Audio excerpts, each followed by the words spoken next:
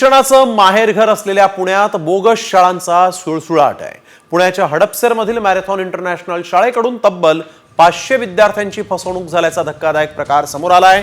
कोणतीही मान्यता नसताना शिक्षण विभागाचा बनावट आदेश तयार करून 10वी पर्यंत ही शाळा सुरू होती। सतर्क पालकांनी शिक्षण विभागाच्या ही गोष्ट लक्षात आणून दिल्यानंतर हा प्रकार समोर आला। जिल्हा परिषदेचे शिक्षण अधिकारी संजय नायकवडे यांनी अशा बोगस शाळांवर फौजदारी गुन्हा दाखल करण्याचे आदेश दिले आहेत। तसंच चुकीची जाहिरात करून पालकांची फसवणूक केल्यास संबंधित संस्था अथवा शाळेच्या विरोधात फौजदारी गुन्हा दाखल करण्यात येईल असा इशाराही देण्यात आलेला आहे।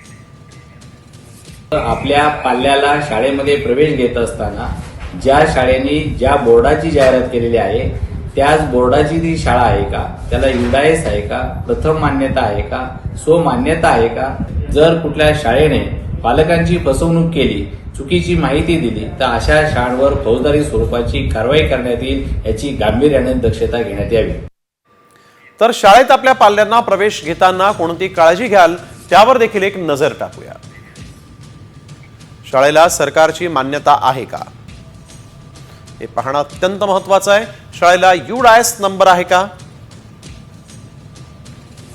शाळेत स्वच्छतागृह सीसीटीव्ही कॅमेरे आहेत का, शिक्षकेतर कर्मचाऱ्यांची चारित्र्य पडताळणी केली आहे का, विद्यार्थ्यांच्या वाहन व्यवस्थेमध्ये महिला कर्मचाऱ्यांची नेमणूक आहे का, पालक शिक्षक समिती स्थापन केली आहे का,